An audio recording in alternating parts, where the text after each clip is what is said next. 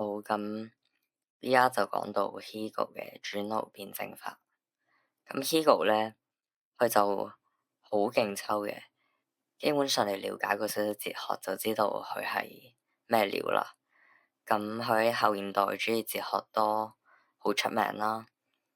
好，咁先大致講下呢部分係關於咩先。咁呢度有少少難嘅，所以就會用比較多例子嚟說明。其實咧係有關我哋人嘅自由意志，咁佢本身咧就係人通過自我反思而得到嘅。咁原來人咧係必須通過另一個人嘅承認嚟顯示我哋嘅主體性啊。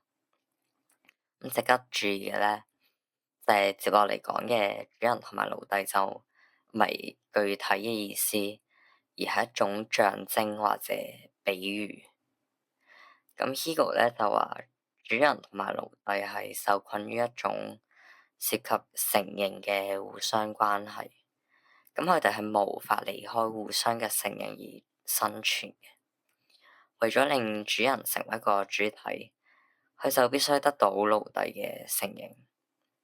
咁樣咧，主人係可以去追求自由嘅生活啦，因為佢係知道自己嘅身份係被奴隸所認可嘅。咁正正係因為咁樣，佢先知道自己係一個主人。咁佢透過奴隸嚟熟知自己嘅身份啦。正如老師係知道自己係老師，因為佢係被學生所承認嘛。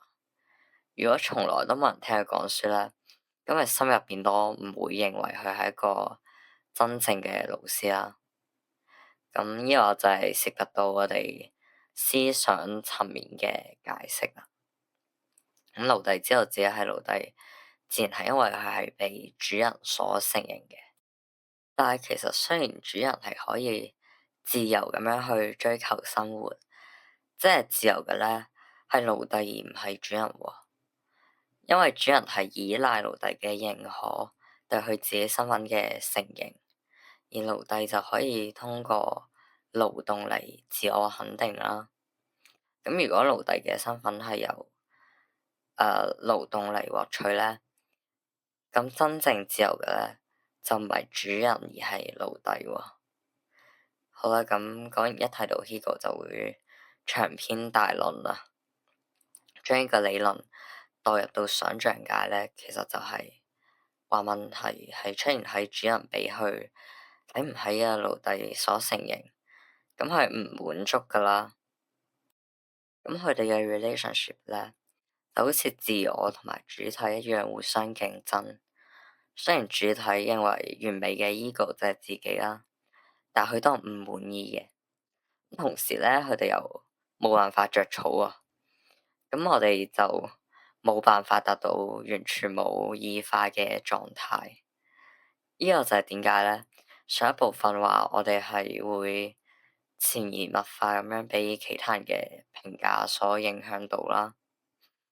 好，咁呢度再講多少少就係，其實我哋嘅主體仲會被語言所異化嘅。不過依家就到咗象徵界先會主要講到。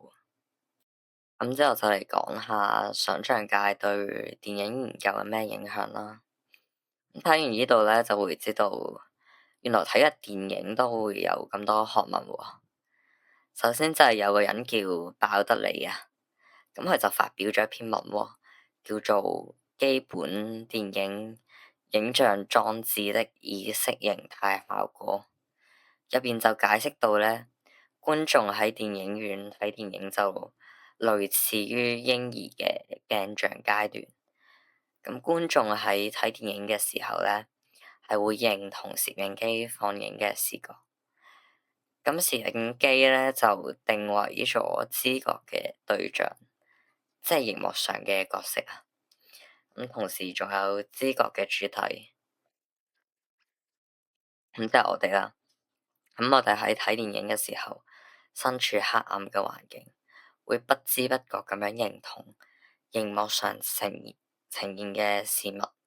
不過重點就喺個 cam 本身，我哋就誤以為自己係電影世界嘅主宰。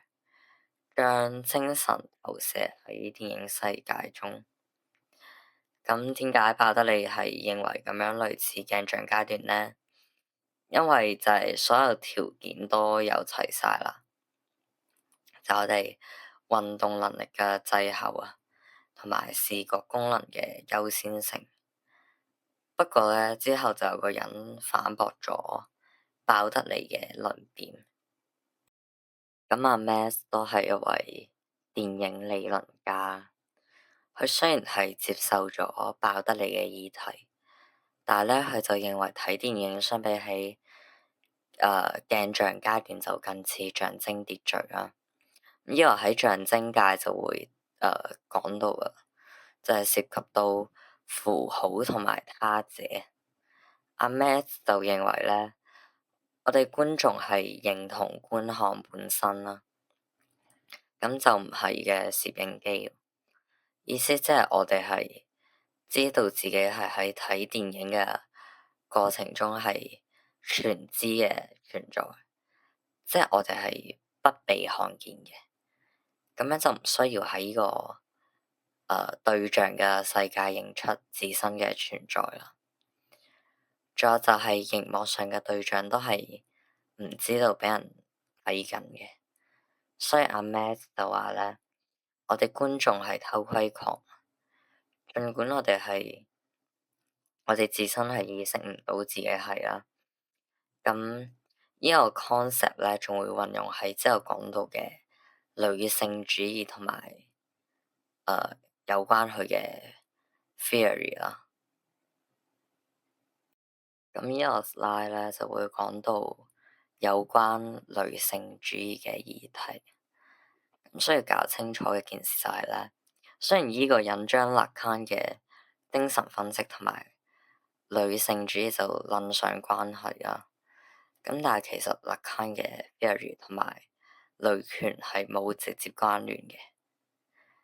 咁呢個人啊 Laura Mulvey 啦，就話電影產生嘅係男性視覺啊，即係 male gaze 啦。咁女人咧，始終係呢個目光嘅對象，分別係有3種視覺嘅。首先就係攝影機啦，即係之前講到嘅偷窺狂嘅視覺。咁其次咧就係敘事固有嘅視覺係男性主角，即係喺嗰個年代女性主角係冇乜嘅，因為女性嘅地位就唔係好高啦。咁最後就係觀眾嘅視覺係被引導為男性視覺啊。咁其實佢想表達啲咩咧？佢話呢種男性目光咧，成日都將女人定位為敘事本身嘅角色，即係喺電影入邊咧，佢哋就好似傳統思想咁溫柔啊，咁好靚啦，冇攻擊性。佢哋就被物化成一件配飾啊，係嚟襯托男人係成功嘅，咁樣就可以確保男性嘅主控唔受影響。結果就係冇呢啲傳統思想嘅男人睇完電影之後咧，都會漸漸地認為女人係要作為呢啲角色先係啱嘅。咁同時咧，阿 Mulvey 都指出咗，電影係缺乏同性戀黑人觀眾嘅視覺咁樣。咁最後終於嚟到總結嘅部分啦。咁其實咧個 concept 都係想講，想像界係 ego 誕生嘅領域啦。咁我哋從鏡像階段就學識咗如何從外在嘅形象嚟認識自己。咁呢個就形成 ego 嘅過程啦。我哋就以為呢個理想嘅外在形象係真實嘅自己，咁用嚟滿足我哋不完整嘅感覺。但係咧，呢種又係一種誤認。我哋以他者嘅形象換取統一嘅感覺，咁呢個就會同真實嘅內在經驗產生距離啦。即係我哋追求自己嘅完整性同埋確定性，同其他人進行互動同埋比較，咁我哋喺現實咧可能會見到其他人好勁啊，成績表全部都係 A 咁樣，就想證明自己勁過佢啊，攞自己其他好過佢嘅地方嚟做比較。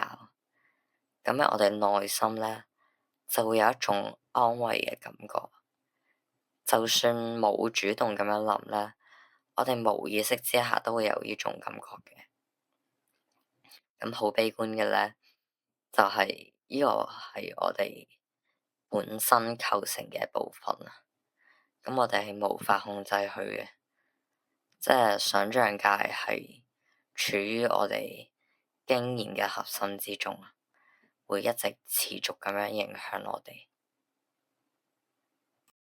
好啦，咁想像界都講完啦。咁其實我自己就覺得咧，都算好難嘅啲知識。不過咧，其實如果用心去諗，就會比較容易去理解啦。仲有就係最後都好感謝睇到最後嘅朋友啊，因為我自己都覺得呢啲咁抽象又咁小眾嘅內容應該都冇咩人睇嘅，係咁就係咁多。